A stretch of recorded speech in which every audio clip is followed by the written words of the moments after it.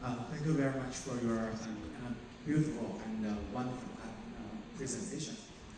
So, the first question, I'm amazed by the minimally invasive regenerative surgery you have done. But I wonder, the border you use is to polish the root to make it cleaner. Yes. And how can you remove all the tissue, the intrabony defect tissue around, and then to make sure there's a space for the regeneration? Thank you for your question. It's a very important question. Of course, I couldn't show all the techniques because I wanted to focus on the recession coverage. But the minimal invasive, this technique that I've shown, I took out the granulation, the inflamed granulation tissue, also with curettes. So when you're doing subgingival curettage, you can take out this inflamed tissue. Okay, so you take it out, of course, with the curette. You clean the surface from the debridements and from attachment of some, let's say, granulation tissue, and then you smoothen the surface, and you can continue. So you take out it with the curette, subgingival curettage. Yes, with this very mini, if you want to know exactly the tools, I'm using mini curettes of LM. This is mini, but really, really small curette that you can enter into this deep pocket. And after that, you insert the Biomaterial. Biomaterial. Yes. A needle, right?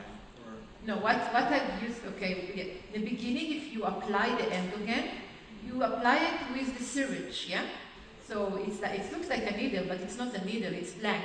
It's not something that penetrates the tissue. It just you push the material into the area of the tunnel or the pocket that you create.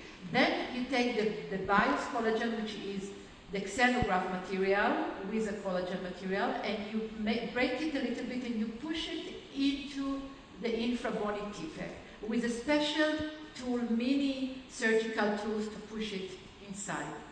So you have to have the right instruments to know what you're doing, because otherwise you cannot perform with the regular flaps instruments, yeah? It's not the same.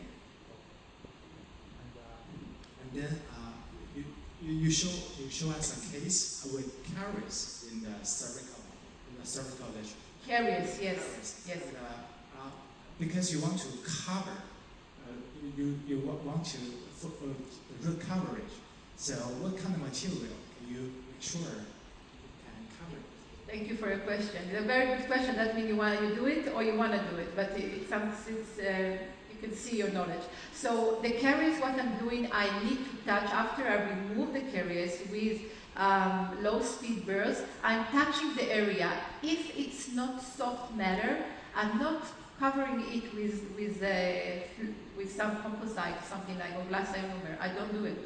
Because if it's tough, that means I have a dentine there.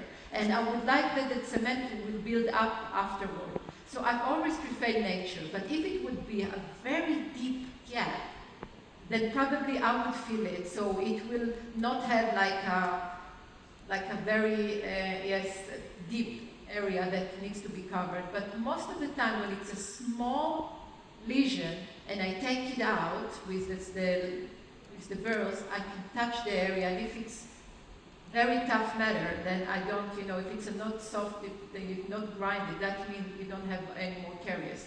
So you don't need to put some composite on that. Thank you.